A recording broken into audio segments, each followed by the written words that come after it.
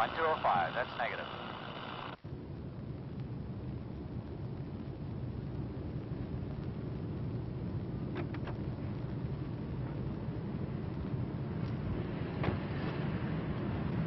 William Moore. Who's asking? Police. Name's Aiken. You're Moore, all right. You're an easy make from your picture. Lean on the car. What's the beef?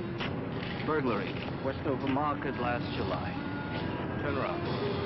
I suppose you got a warrant? That's right. Too bad, cop! I got other plans.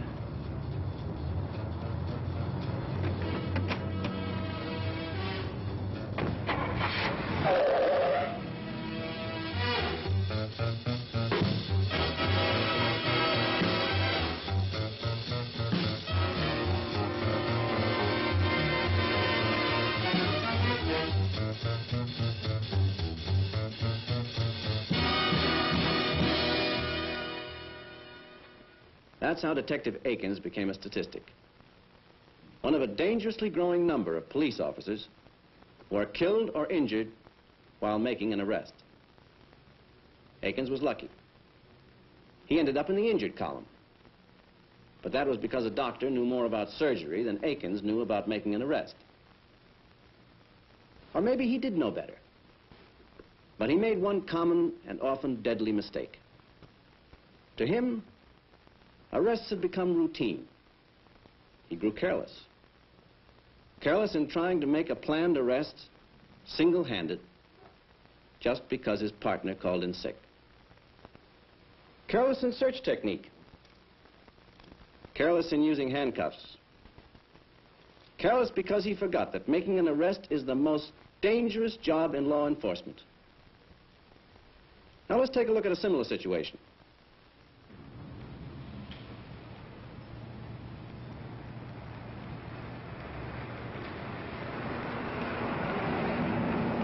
Quiet night. No news is good news.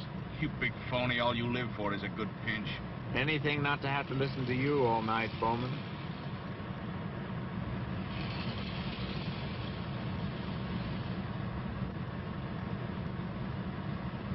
Hey, cut back into that burger joint. There was a gray convertible. Could be the one they think that salesman Eisner stole over on 34th Street a couple of hours ago.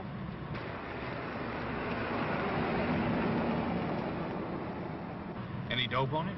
Yeah, slow down a minute. Burglary warrant out of criminal court, good mug shot, 4-inch cut scar right-sided face. Easy make. Any gun? Didn't say. Okay. Car 21, going 10-6. Investigating suspicious vehicle.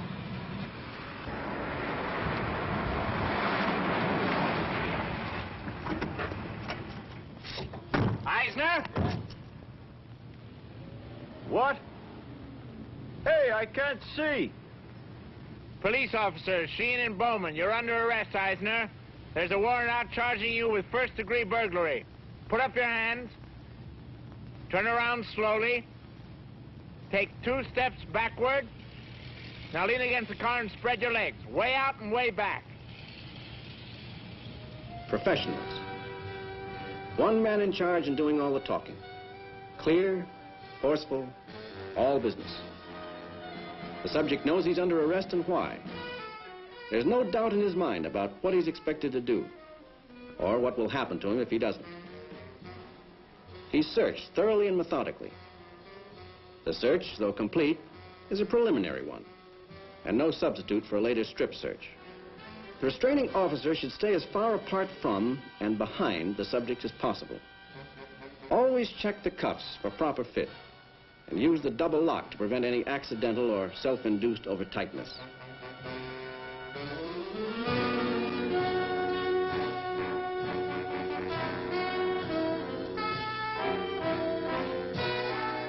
When a subject is apprehended in possession of an automobile, be sure to search the car incidental to his arrest.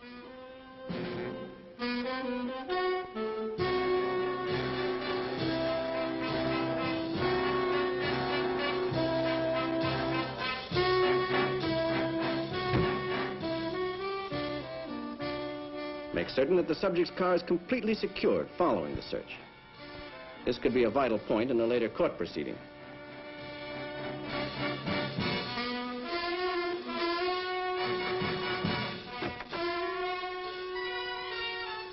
Always place the subject in a vehicle as far from the driver as possible. In other words, never give a criminal an opening. He may use it. How did the patrolmen make out? Very well. Because they took nothing for granted. Never got careless. They knew that uniforms and jurisdictions change, but hoodlums don't. But what of the non-professional criminal? Far removed from the hoodlum mentality. The subject for whom the arrest warrant is the first black mark on a lifelong record of respectability. What can be expected of him?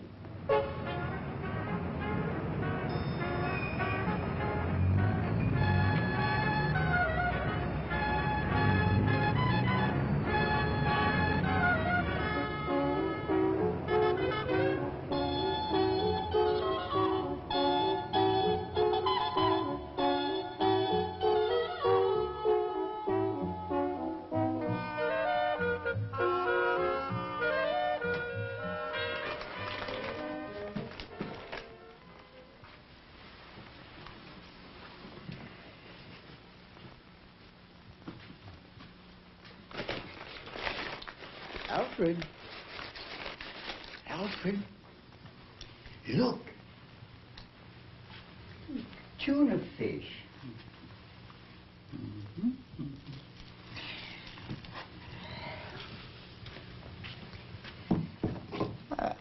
I negotiated another little loan at the company today, Alfred.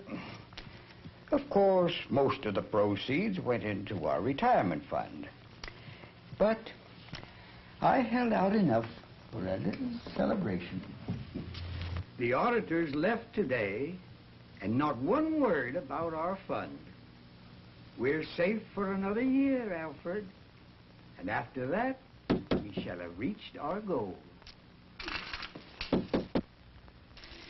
Yes, just a minute. I'm coming. Yes? Henry Meade? Yes? We're police officers. I'm Detective Sergeant Case. This is Detective Hester. May we come in? Of course.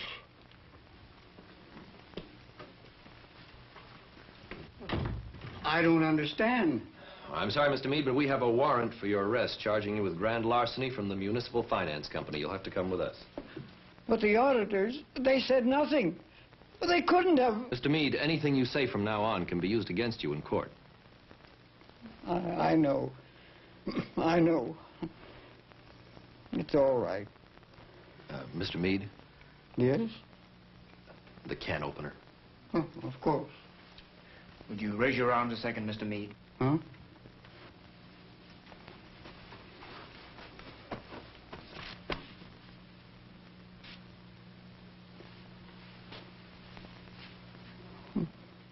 But what about Alfred? Alfred? Alfred and I are very old friends. Well, we'll see that the landlord looks after your cat. May I say goodbye to him? Sure, Mr. Meade.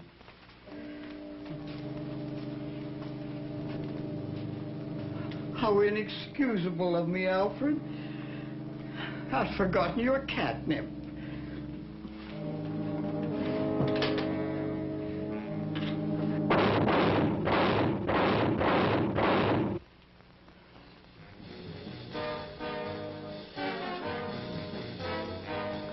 I'm sorry, Alfred.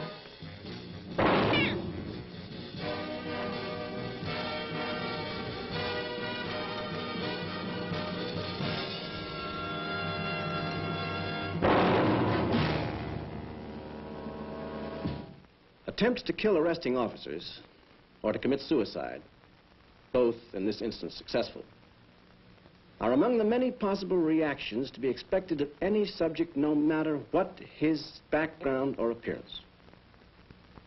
Other reactions include flight and peaceful submission with rescue by a Confederate.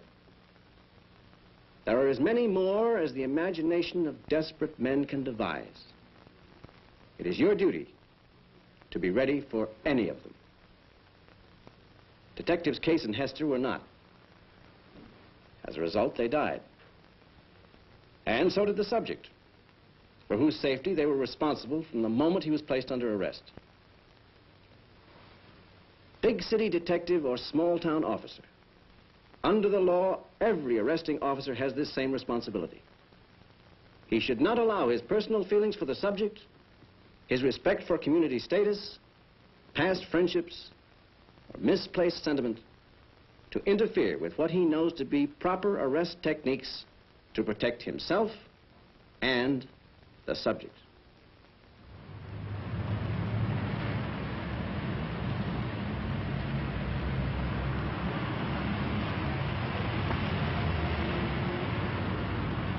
But let me have that warrant, Bob. Arnell tells me you've been out to Thompson place before. When I was a kid, Chief. My daddy used to work for Thompson Furniture. You know, the big party for all the company kids, 4th of July?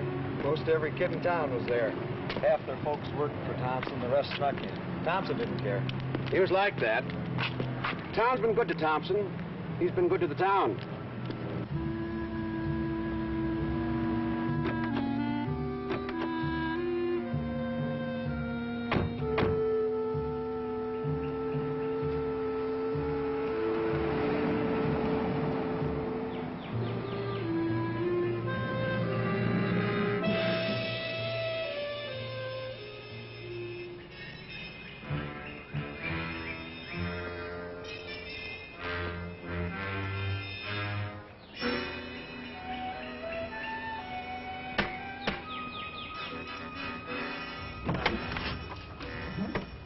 Yes, sir. Good afternoon, miss. I'm Chief Hancock. We'd like to see Mr. Thompson. Oh, yes, sir. Mr. Thompson is working in a shop. If you gentlemen will step inside, I'll tell Mr. Thompson you're here. I'm afraid that won't do, miss. I'll have to ask you to take us along with you. Very well, gentlemen. If you'll follow me, please.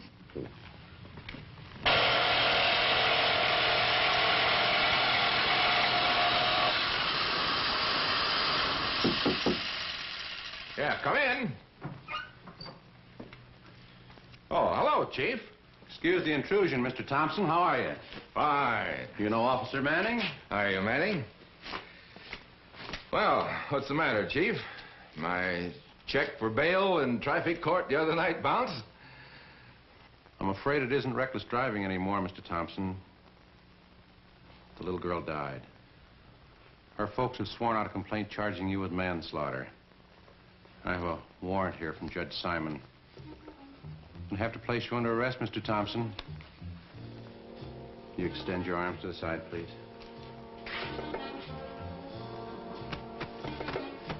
Now, you don't have to tell me anything about it, Mr. Thompson, but anything you do say... You okay, Thompson? Yeah. Yeah, I'm okay. You boys mind if I put my coat back on? Heck no. Bob, get the man's coat for him. Look out, Manning! Look out!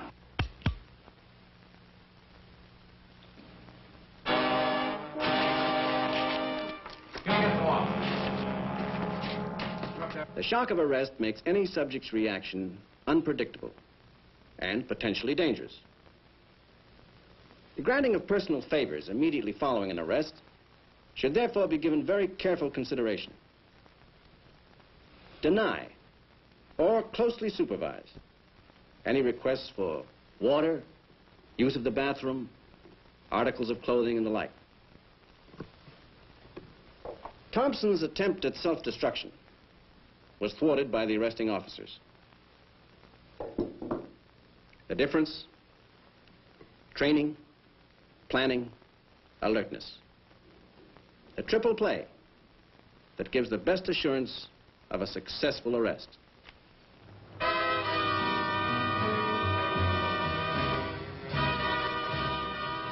The Romans had a saying, si vis pacem, para bellum. If you want peace, prepare for war.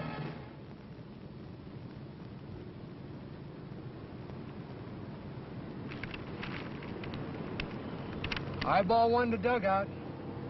This is dugout. This is eyeball 1. The view is fine and the kids are still in school. Over. 10-3, eyeball 1. Stay with it. Some people who've seen the kids recently are sure we have the right ones. Eyeball 2. 10-3, dugout. I read you loud and clear. Got a good view of the schoolyard here. If anybody tries to play hooky, we're in good position. Over. 10-3.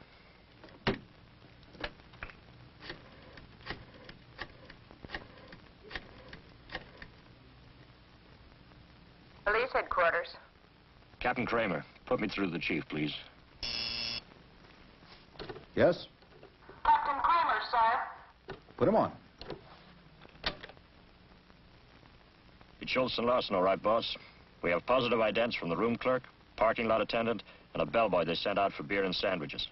I've got a command post set up here in the manager's inner office. He's very cooperative. The stakeouts are in position. A recon crew is out in the panel truck making a cover and escape route survey with a 60-second camera. They should be coming in any minute. What are you doing about clearing the surrounding rooms? The manager's calling all the people into his office on a pretext. When they get there, Lieutenant Tully explains. They're putting them in the dining room with food and television. That's it, sir. Okay, Pete. Come on in with the panel truck. We'll be waiting for you in Squad Room 1. Farrington. Yes, sir. Kramer's lined up a hot one. Meet me in Squad Room 1 in 15 minutes. And bring your heavy squad.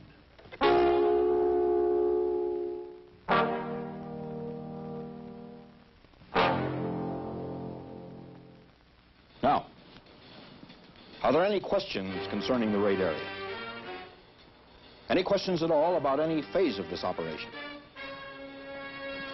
All right, now I want each of you to come up to the board and show me just what you'll do from start to finish. We'll start with you, Captain Kramer. Preparation. The factor that separates the men from the boys. The heavies from the lightweights. Those who will live from those who will die. Keep your raid plan simple. Use your knowledge of the subjects and the results of a careful, detailed reconnaissance. Use maps, photographs, and diagrams showing possible escape routes, cover, and weapons needed.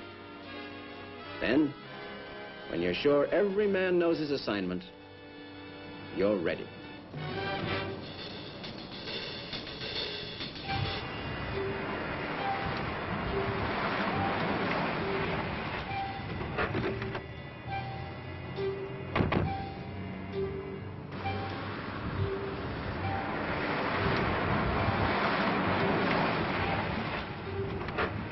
Just Unit 5 and the Chief, Captain. All the rest are in position, have acknowledged.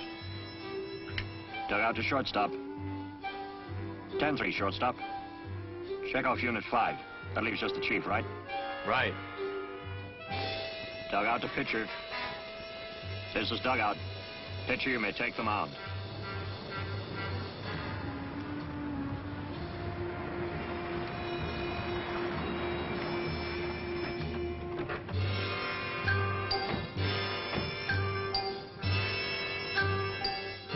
Eyeball 1. All units, this is dugout.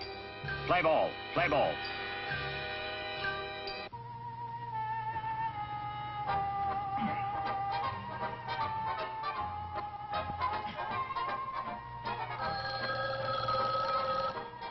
Did you tell some lousy two-bit beware?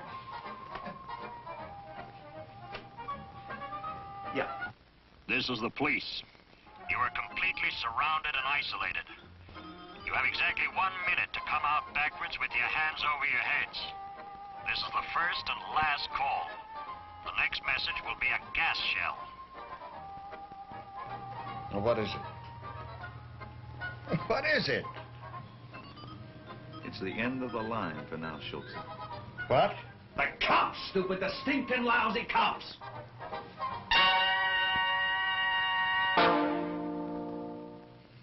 They're all over us. It's finished!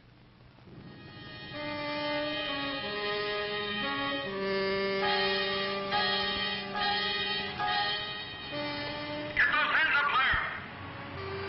Right now, move over to your left. Farther over. Right, hold it there. Now just spread your feet apart. Now slowly lean into the wall with your hands.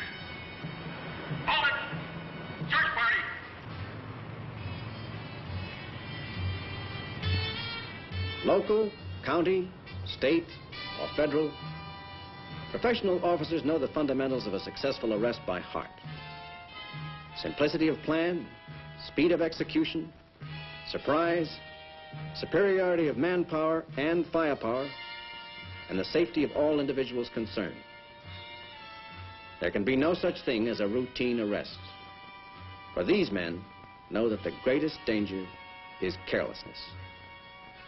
Stay alert and stay alive.